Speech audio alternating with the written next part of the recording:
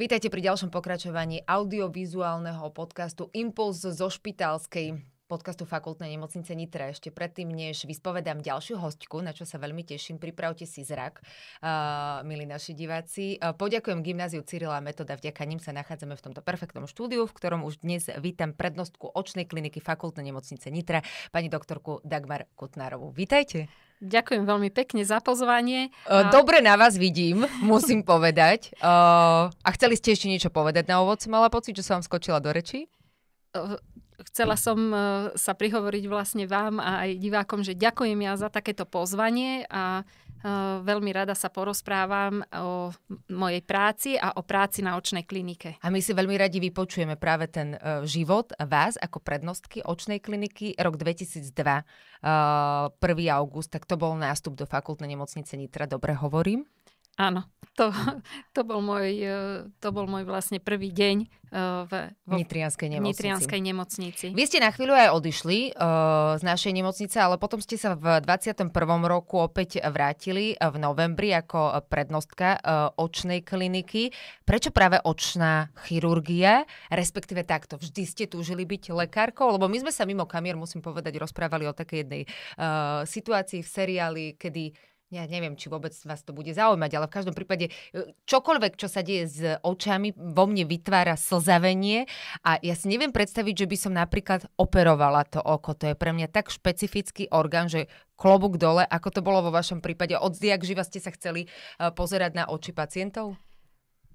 V prvom rade ja som od detstva túžila byť lekárka. A na základnej a na strednej škole vlastne som sa intenzívne venovala matematike a fyzike. Ja som bola prvé dievča vlastne v rámci Medzinárodnej fyzikálnej olympiády úspešná riešiteľka.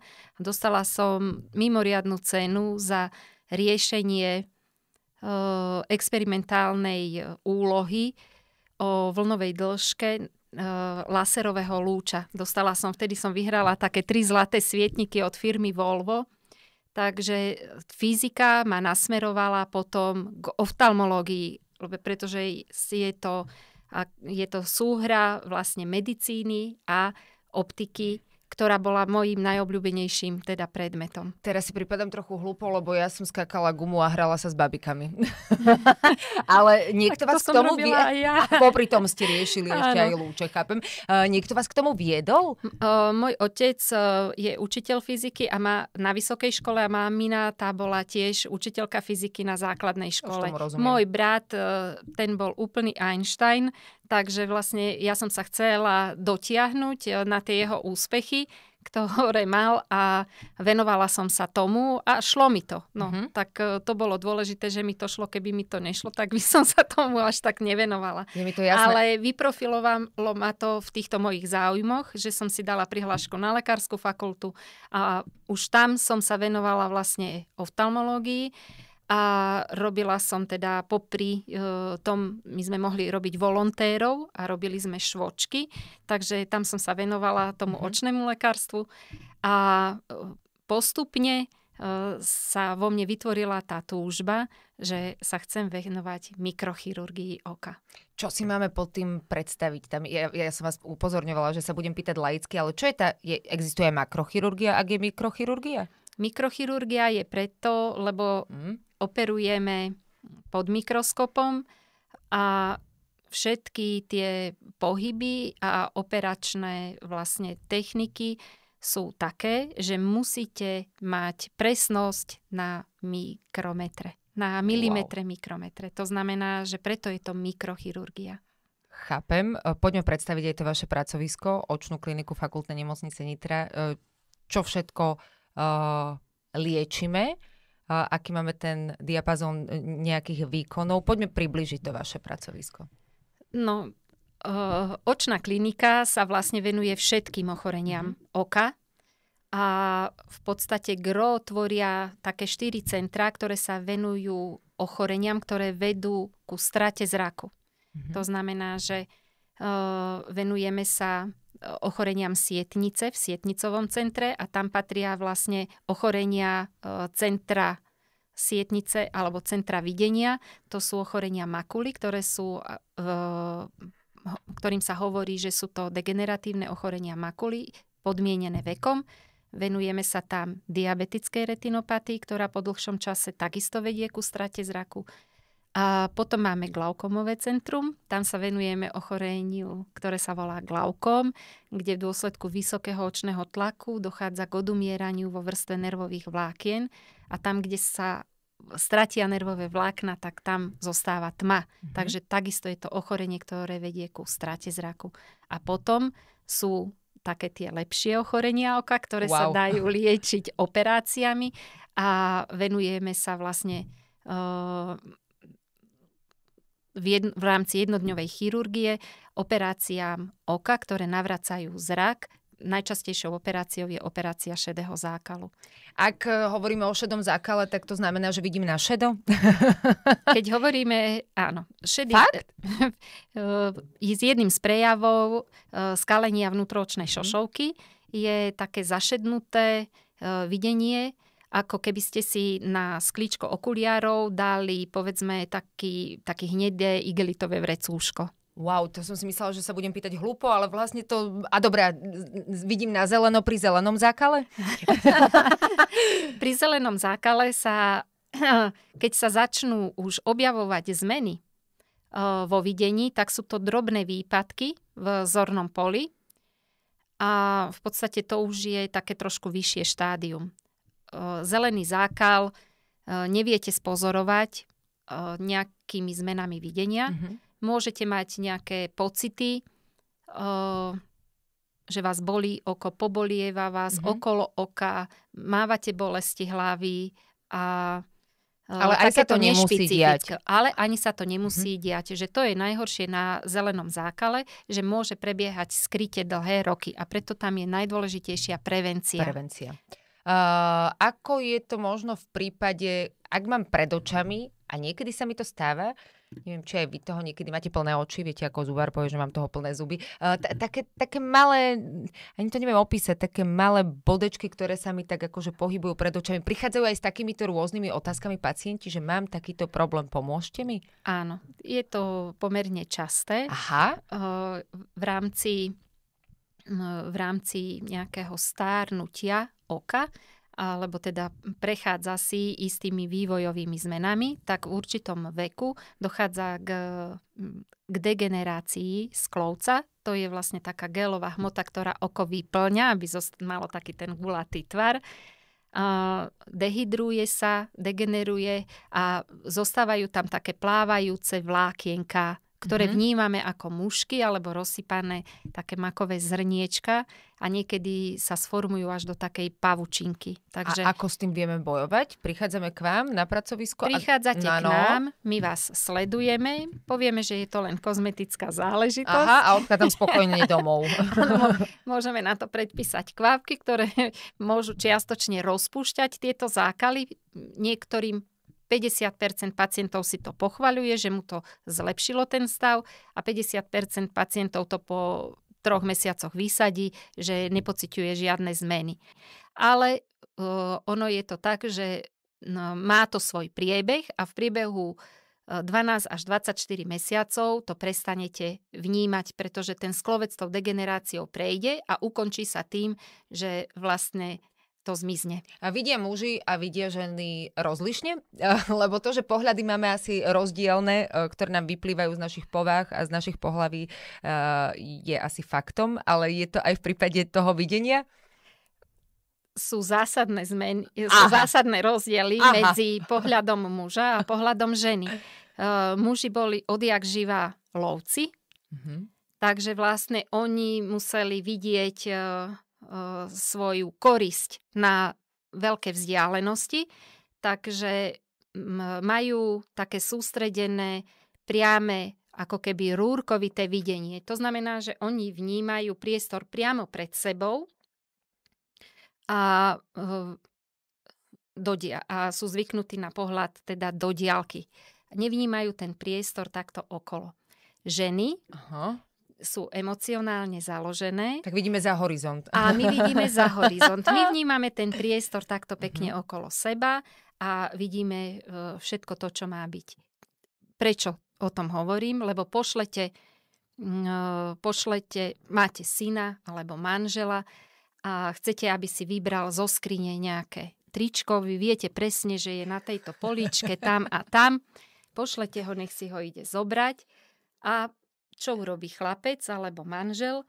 Otvorí skrinu a pozerá sa. Samozrejme, že pozerá priamo pred seba, no tu žiadne tričko nie je. U nás je to, že zlatko.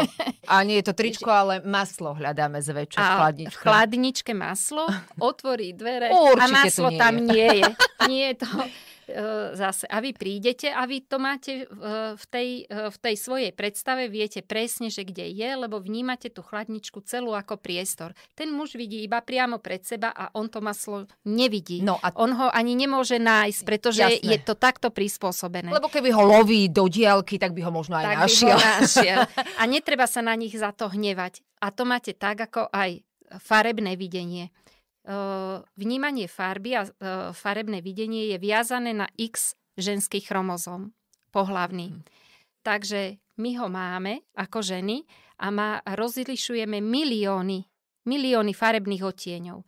Chlapi majú chromozóm Y, oni sú ochudobnení vlastne o to spektrum farebné a oni iba vedia vnímať 600 000. Tak Jasné. Si predstavte, to je pár 100 000 odtieňov a milióny. Úplne rozumiem, lebo pre mužov je modrá, nie tyrkysová, ani blankitná, ani žiadna iná, iba modrá samozrejme. Keď sa opýtate, že lososovo-rúžová, tak samozrejme, že oni to vyšší nevedia. level je magenta napríklad. Ale potom ešte samostatná kategória, teraz mi to napadlo s tým maslom, že u nás sa to deje aj v prípade detí. Mami, ja to naozaj neviem nájsť a to tam naozaj nie je. Ako je to možno s videním detí? Ako by sme si mali odsledovať zrak našich detí a ako by sme ho možno mali chrániť? Majú nosiť deti slnečné okuliare? Je to vhodné? No, v dnešnej dobe samozrejme sú deti vystavované UV žiareniu a vlastne a modrému svetlu z obrazoviek, ktoré nie je vlastne zdravé. Je to vlastne, môže poškodzovať oči ako také a poškodzuje aj psychiku. Príliš veľa toho modrého svetla spôsobuje potom nespavosť a rôzne takéto ťažkosti, nervozitu a okrem toho vlastne môže poškodzovať aj samotné oko. Takže treba primerane dopriať deťom samozrejme prácu aj s počítačom, aj s tabletom, aj hry, aj tú zábavu, lebo rozvíja to ich kreativitu, ale treba to pekne naplánovať. Mali by mať vlastne čas na nejaký harmonogram eventuálne. Áno, treba im to normálne tajmovať. Chápem. Áno. A potom je druhé to spektrum v rámci ultrafialového žiarenia, ktoré vyslovene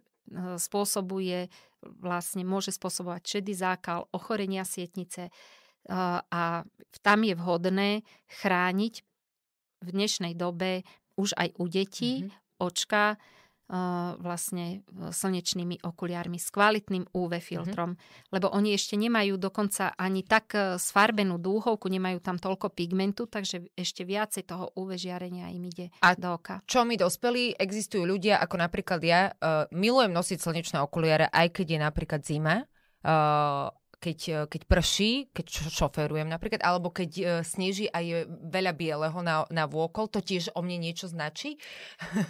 Nie.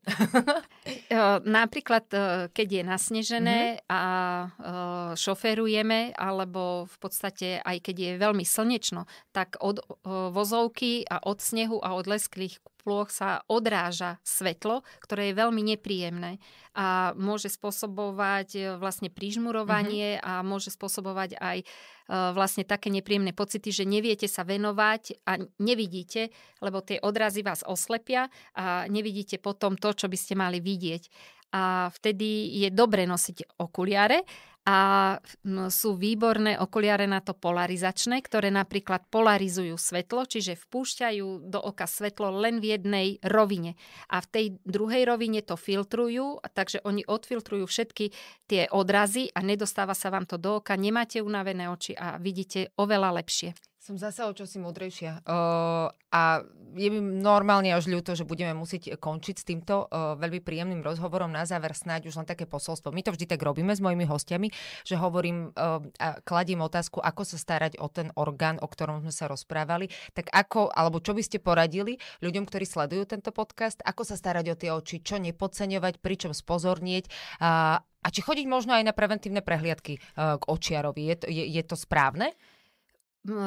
Je to, ja si myslím, že v dnešnej dobe nevyhnutnosť. Treba si chodiť zmerať zrak, zmerať očný tlak, najmä keď sa v rodine vyskytuje glaukom, tak po 30-ke by mal byť vlastne každý preventívne sledovaný, ak majú v rodine napríklad rodičia majú treba glaukomové ochorenie, mal by chodiť pravidelne, kde by sa kompletne vyšetrilo oko. To znamená, že preventívne prehliadky by mali byť, pretože my dnes už vieme všetko zmerať. Máme tak prístrojové vybavenie, že vieme zmerať aj zrakový nerv, vieme zmerať sietnicu, ako keby sme ju vybrali z oka, nakrájali a pozerali pod mikroskopom. Takže my vieme všetky vrstvy sietnice podrobne popozerať, vieme popozerať vlastne každú štruktúru oka. Keď aj nechodí, že na nejaké preventívky, treba si sledovať a z času na čas zavrieť jedno oko, pozrieť sa, či vidí dobre, do diaľky, na čítanie, druhé oko. Pre starších ľudí po 50-ke by mali mať každý doma Amslerovú mriežku, to je taká mriežka, ktorú majú v každej očnej ambulancii, v každej optike, ktorú si vypýta a sleduje, či všetky čiarky sú tam rovné, či sa mu tam niečo nevlní a vlastne každé zvlnenie alebo nejaký zmazaný fliačik na tej mriežke mu hovorí, že niečo sa deje a niečo sa deje na sietnici, že musím ísť k očnému lekárovi. To sú asi také rady. Slnečné okuliare a chrániť si zrak. A keď vás režú oči, treba si dať umelé slzy. A úplne posledná otázka. Ideme vyvraciať mýty a fakty. Keď budem jesť veľa mrkvy, budem dobre vidieť? Som to počúvala celé detstvo. Je to mýtus? Tak samozrejme, že obsahuje mrkva karotenoidy a okrem toho, že po mrkve sa lepšie skáče. Ja už hovorím, som skákala lagu, jasne. Gumu a babiky, no. Tak obsahuje karotenoidy a čiastočne pomáha, ale tým, že budete veľa mrkví jesť, tak vidieť lepšie nebudete. Tak, Dagmar Kutnárová, prednostka očnej kliniky Fakultnej nemocnice Nitra, bola dnes mojou hostkou v audiovizuálnych podcastoch Fakultnej nemocnice Nitra Impuls zo Špitálskej. Ak si to chcete celé ešte raz prehrať, alebo už teraz sa tešíte na ďalšie pokračovanie, klikajte na YouTube a Spotify. Pani prednostka, veľká vďaka, všetko dobre. Ďakujem veľmi pekne za pozvanie. Dovidenia a aj vám všetko dobre. Vidíme sa opäť na budúce.